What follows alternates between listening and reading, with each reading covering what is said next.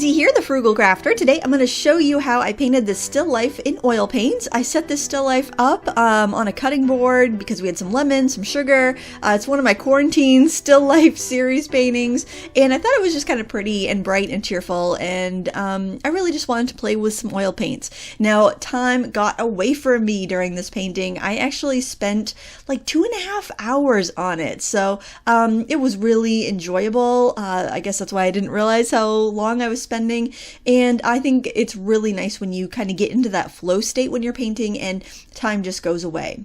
The surface I'm working on is a clear gessoed linen panel. This is one of the Sensio panels from my signature kit through jerrysartorama.com. You actually can get this in a stretch canvas format or in different size packs, so I really enjoyed the surface. It's a little smoother than a cotton duck canvas, so if you feel like you get too much drag on your brush when you're painting on a cotton duck canvas, you might want to give this a try. Of course, there'll probably be a little bit more drag if you chose the stretch canvas option. I honestly really enjoy working on canvas and linen panels, and actually wooden panels, just because, well, for a couple of things. I like the firm support behind it versus the bouncy canvas. Just a personal preference. I find my paint doesn't drag as much on panels versus stretch canvas, and storage wise, it's just so much easier to store the panels than the thicker canvases.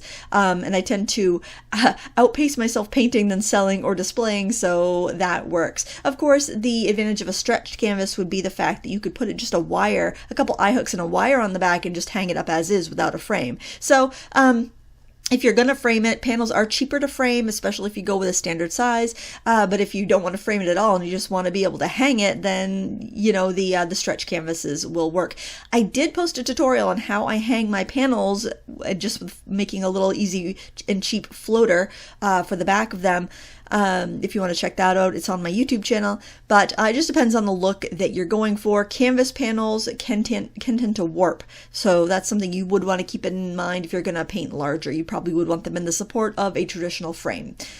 So, you know, there's pros and cons to everything. So what I'm doing here is I'm just using one of the finer round mimic hog brushes. These are a synthetic hog brush, so they don't have real animal fur in them, which I really like. These are fairly new to the art scene product over the past couple of years, and I'm glad they have finally been able to replicate a hog brush in a reliable really resilient form. So after sketching it down with some paint, I just thinned down with water. These are my water mixable oils, the Lucas Berlin water mixable oils from my signature set with Jerry's.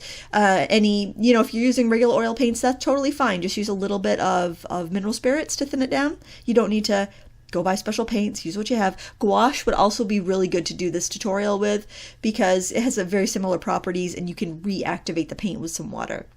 Also, the golden open acrylics, really, use what you have. We're all stuck at home, right? I don't know. By the time this actually publishes, maybe we'll be able to leave our homes again. But as of now, as of the time I'm recording this voiceover, we are still at home.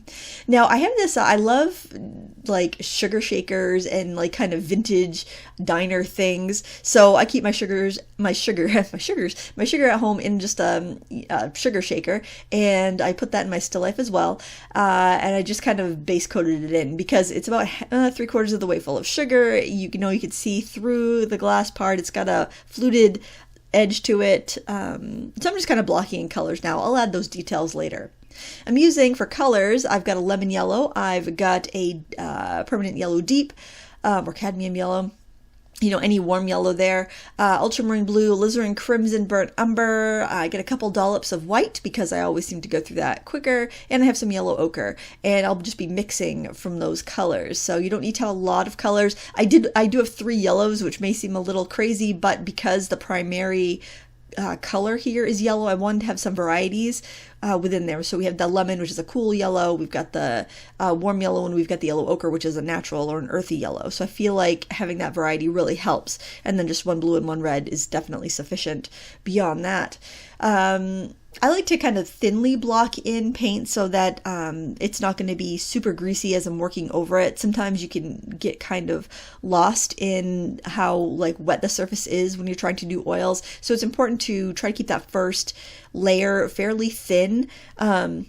not like, I wouldn't say like you need to add water or a medium to it, but you just kind of want a thin layer. You don't want a real thick, because if it's really thick, it's going to just feel greasy and it's going to be really difficult to lay anything on top. This is painted all at once, or alla prima. If you ever hear that term or see that term in a book or a magazine, it just means all at once. It's not painted in layers over days. It's done in one setting.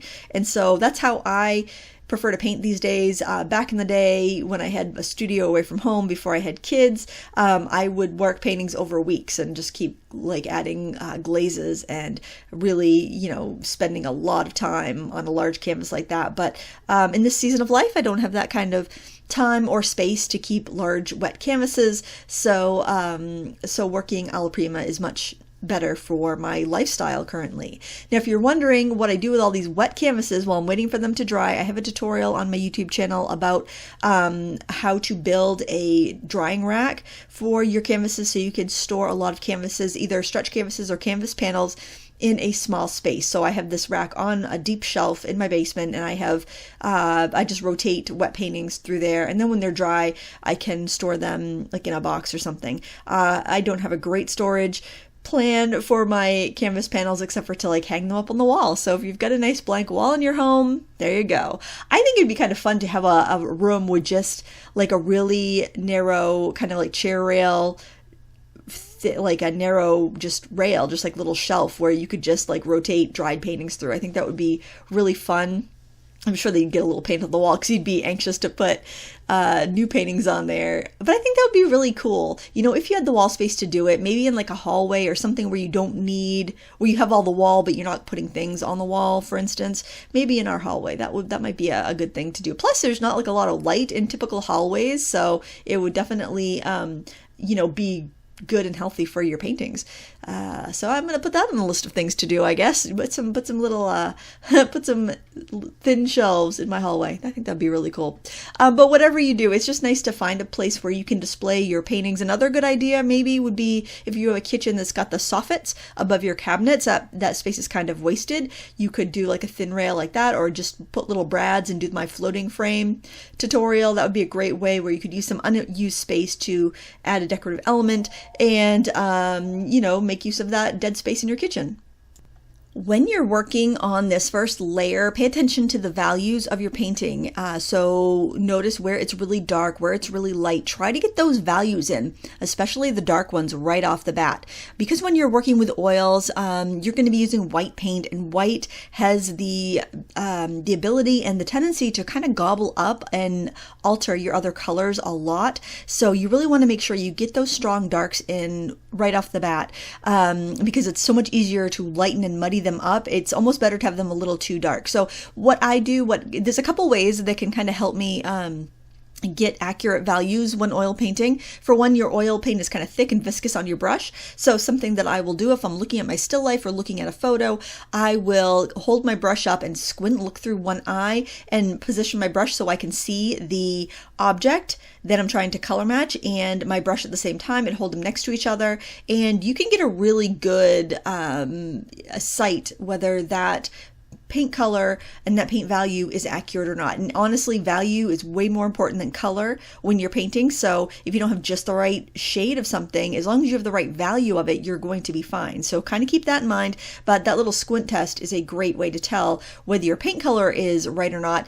And also just an overall squint when you're looking at your still life to make sure that you do have the values correct in your painting. That's really, really important. Now, this was very satisfying to paint, this white pith on this lemon. I had taken a knife and peeled the lemon with a knife, so I'd see a little bit of the citrus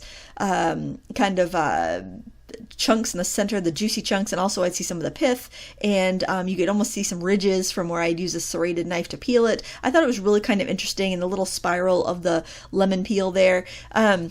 So I really wanted to get those textures and colors in, and I just really liked how that kind of creamy, buttery white looked next to the like cooler sections of the citrus. That was a lot of fun. And sometimes it's like you'll be preparing food, you'll be just doing something around your house, and just the way something is arranged or something happens naturally, you'll just see maybe, I don't know, it might be like a jewelry in a little ring dish or something like that. Something like that just kind of is like, oh, it strikes your catches your eye, it strikes your imagination. Those are the types of things that you want to paint, and it's very unlikely that somebody else will have that exact same painting idea or setup, versus working from reference photos, which are so handy and so nice that we can find so many commercial use reference photos online, like on Unsplash and Pixabay and Pexels, that all artists can use and work from. But the downside to that is that sometimes, well, quite often, many artists are using those same photos. So, your work will be very repetitive to other people's work. I mean, you all have your own unique vision for it when you're copying a reference photo or painting from a reference photo, but still, when you've got just something from around your house that you set up or that you came across, it's just going to be more unique and more you, and I think in most cases more enjoyable to paint. So I'm just kind of altering tones, altering values, altering saturation, which is how bright a color is or how dull a color is, and just kind of puttering along on this painting. Like I mentioned, it took a long time. It was either 2 or 3 hours. It was quite a long time. When I gave this video to my husband to edit, he was like, "Do you know how long that painting is?" And I said, "Well, just time lapse it and I'll just record a voiceover," because it was so long. I was debating whether or not to use this or the red pepper painting for my oil paintings tips video, and I decided to use the pepper because I thought it was a little bit more achievable, and the likelihood of you guys having a pepper in your fridge you could just slice up or slice in half and follow along would be a little bit better than trying to follow along with something a little more complex if you were new. So that's a simple reason why I did that. You obviously can set up any sort of still life you want. Another tip here is, even though I had this set up on a cutting board, I decided to turn it more into like a table, because I was running out of space basically on this 8x10 canvas, and so rather than having room to do like a cutting board sitting on a surface, I decided just to make it like the edge of a table. And you want to be careful when you're doing that you have that level. So there was a couple times where I've had to adjust that, because you can see it's much lower on the left-hand side than on the right.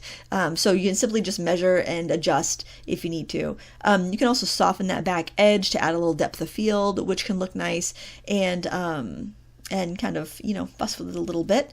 And don't be afraid to get your shadows like on objects as well as under objects. Like you'll notice that sometimes you'll have like a shadow, then you'll have a little crisp slice of light underneath something where the light's bouncing off the table and lighting up the bottom side of an object. Just kind of pay attention to all those nuances. Try to be in a zone where you can focus and you can concentrate on your painting. You might want to listen to an audiobook or listen to a podcast. You might even have the TV on in the background. That can zap your concentration though, even though it seems like it's more enjoyable to work that way. It can be difficult to get into that artistic zone, to get into that flow state when you've got distractions like that.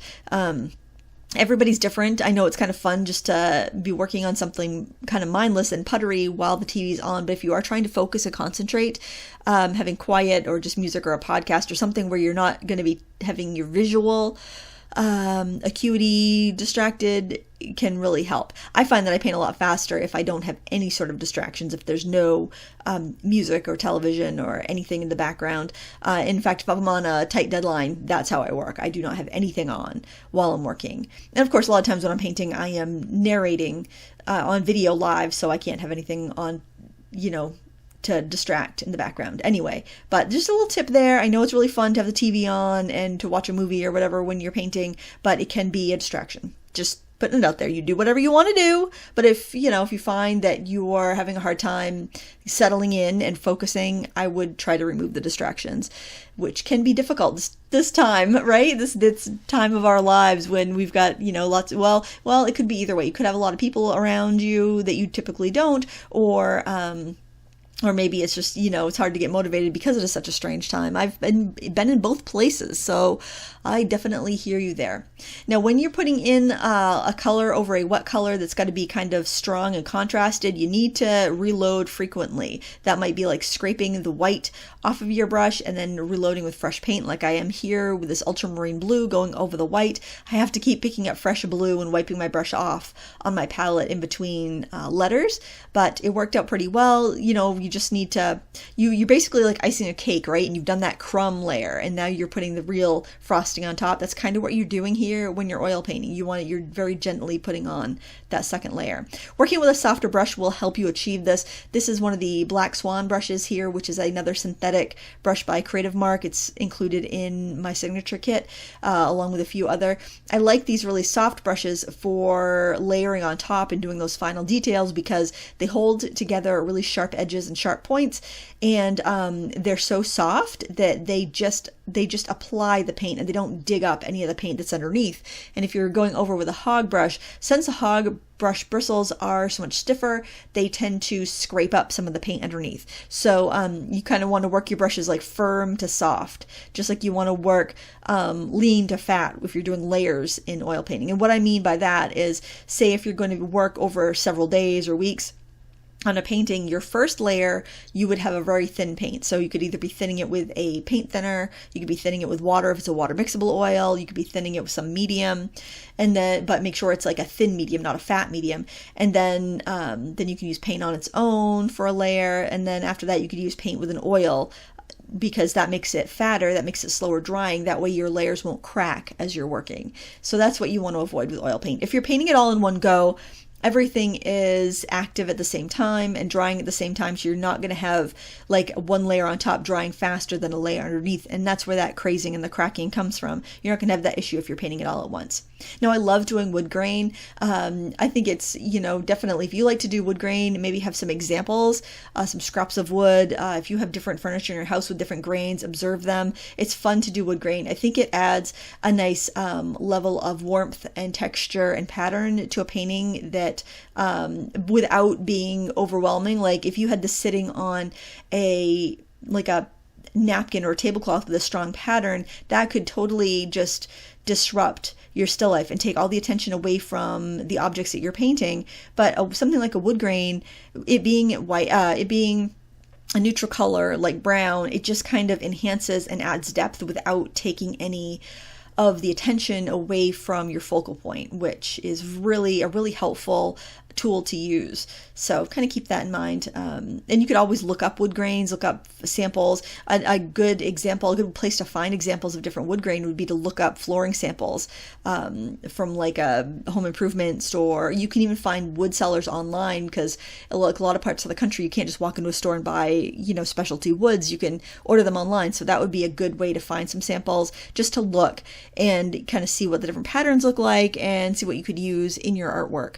Once you've gotten used to painting wood grain from real life, then you'll be able to figure out how you could add in those other patterns. You'll be able to realize, okay, that would look cut this way at this angle and that sort of thing. The more you paint from real life, the more you're going to understand when you're working from a reference photo how things would really look, how light would really hit them, and all of that. So that's why painting from real life, from real setup still life, or painting from nature, like outdoors, really helps you, because it gives you that perspective and that visual vocabulary in your brain to know how things will really look if you're going from a photo or if you're going from your imagination. It just gives you that experience to anticipate how things are going to look. Just like the more you drive, the better you're going to be at driving in a new town or a new situation, just because you've had all that experience. Same thing with painting, same thing with everything, same thing with cooking. The more experience you get, the better you become at it. Now here I'm just altering the lid on the sugar shaker. I didn't have it quite right, so turning my canvas around, even though you get paint on your fingers, first world problems, not a big deal. Wipe it off with a baby wipe or a rag. I just have some old cut up t-shirts that I use. I just wipe my hands off. No, not a big deal. I like to turn my canvas around if I'm having a problem with an ellipse. That tends to be a tricky thing, like getting the mouth of a jar or a vase or edges of a vase, things like that. I turn my canvas around, different angles. It gives me a fresh perspective. It's kind of the equivalent of walking away from your canvas for a couple hours and coming back and seeing it again. It gives you that perspective of like, oh yeah, that's how that's supposed to look. I'm also putting in any sort of colors, other colors that I have in the still life that are reflecting on that glass, because there's like this kind of ridged, fluted side to the sugar shaker, it's going to catch lots of different lights, lots of different colors. And I love that. I love shaped glass, molded glass, cut glass, because it reflects all these different colors. And it's a great way to tie in different parts of your painting together. The same thing with metal objects, like the lid of that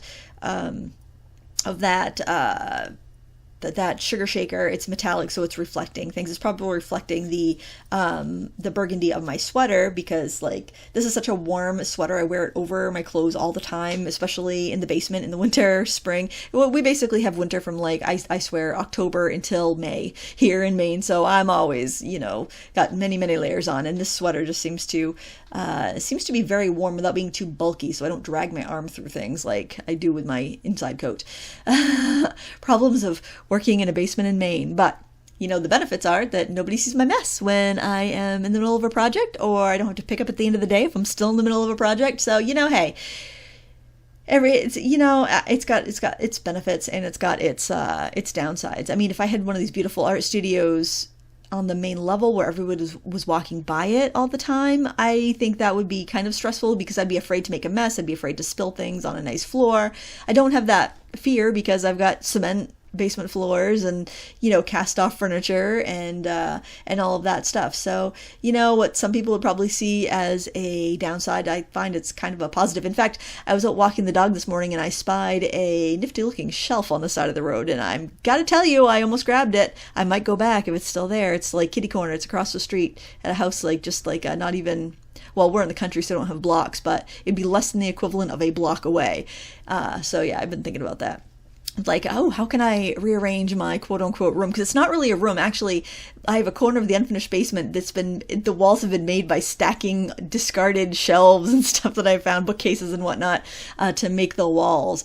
So yeah, you know, you work with what you have, and really, it doesn't matter if you have a, you know, $100,000 addition for a studio, or you have a corner of a bedroom. It really does not matter to the quality of the artwork that you're cranking out. I've seen people with beautiful studios that never create, and I've seen people with, you know, no studio at all creating beautiful things on location just by grabbing their paints and going out into nature. So that has absolutely no relevance on the quality of your artwork, the quality of you as an artist.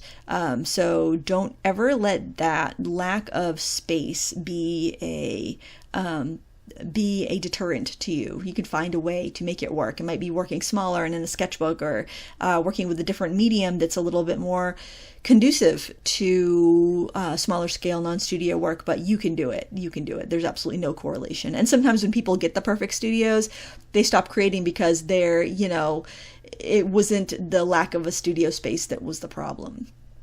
So you want to get these like subtle little tones here, like the knife handle color. Actually, in my still life, the knife I had was much more of a lime green, but the colors that I mixed, because I didn't use a cool blue, I couldn't get that lime green color, but I got the value right, and it harmonized better than my still life did, because I was using a limited palette and mixing from that. So that's another reason to use a limited palette, not to have 25 colors out there. I actually have more than I typically work with, but I would definitely stick to around, like, I don't know, 6 colors or so when you're working, so you don't end up getting having colors that you only use in one place or another. This way, when you have a limited palette, you're using all of those colors everywhere, and you're really relying on your draftsmanship and your values to differentiate between tones, between the different planes in your still life, the different textures and forms, and it just makes your painting a lot stronger. So and more realistic too,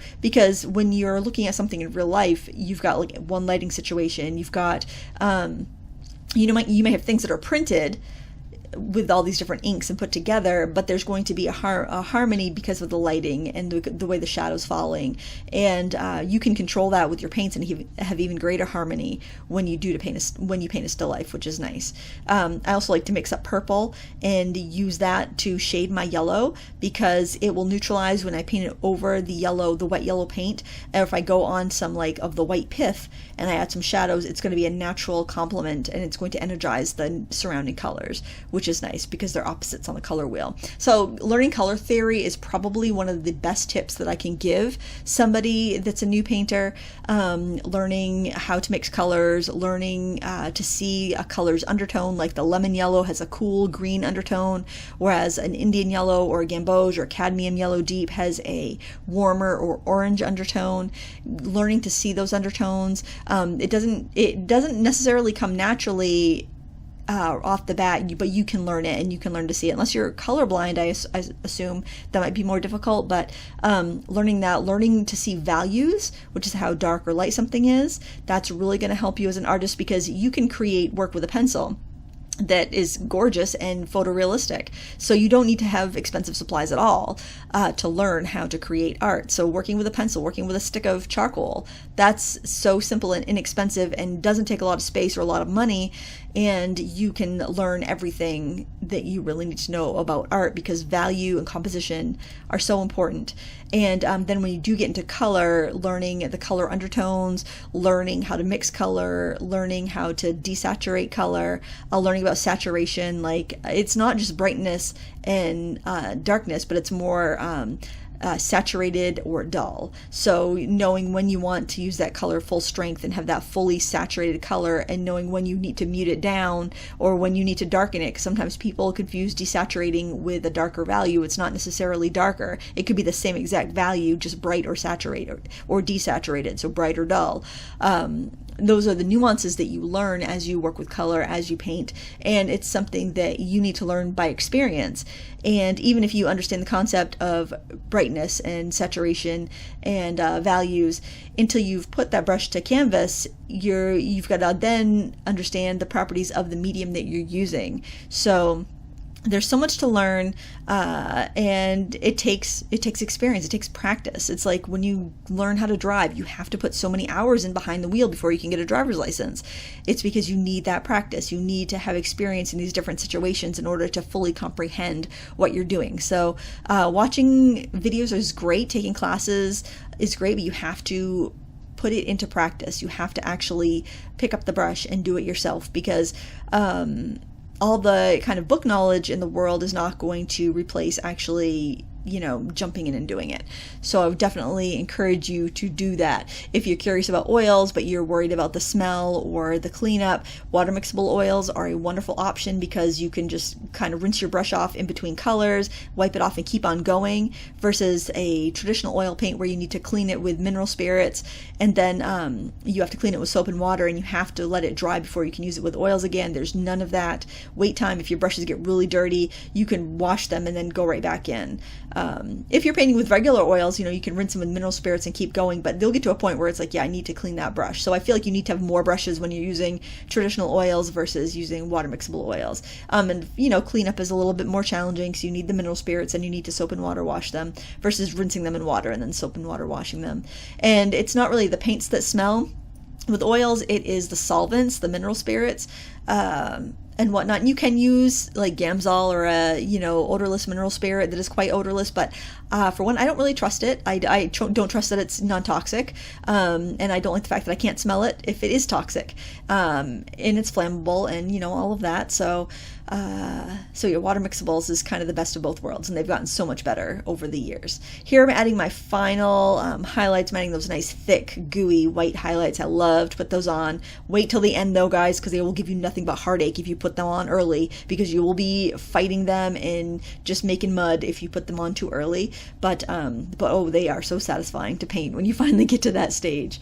And I'm also adding in the really thick strokes of the lemon yellow, and notice how I'm wiping my brush in between colors, because it will pick up some color underneath, especially using a hog brush here. So I'm just kind of lay down a few strokes, I'll wipe my brush off, reload, lay down a few strokes, and this is giving me that painterly look that I want. If you don't like this painterly look, don't do it. That's where you'll develop your style and you'll figure out what sort of look you like. If you prefer more of a realism, then you're probably going to prefer working in layers, letting layers dry, then going over with glazes, and that's how you achieve that really realistic effect. I love that effect. I think it's gorgeous. I just don't have the personal inclination to do it myself, because I don't want to have paintings in progress all over my studio all the time in my current season of life. But you can do whatever you want. You can also find many tutorials online classes, books that will go over that particular style of painting. So you probably have some time in your life now to get some education, teach yourself some things by finding books and tutorials, and it's a great time to do that.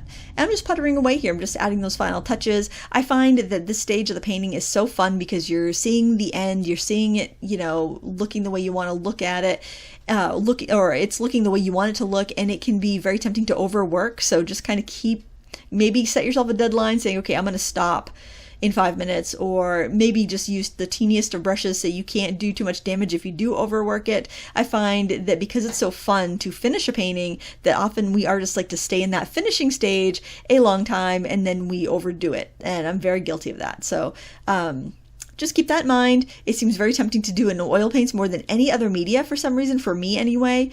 Maybe because the painting takes so long and you struggle, and then you hit your stride, and then it starts to look really good, and then you want to stay in that phase a lot longer because you're in that struggle hot mess stage for a long time sometimes, that you want that reward of having that, like, oh, it's all working, it's enjoyable. A tip to overcome this would be to stop before your painting is done. So like stop at like your painting being like about 85% done for the day, and then when you start in the next day, you're going to have that reward of finishing up a painting and hopefully enough steam or enough gas left in the tank to start something new.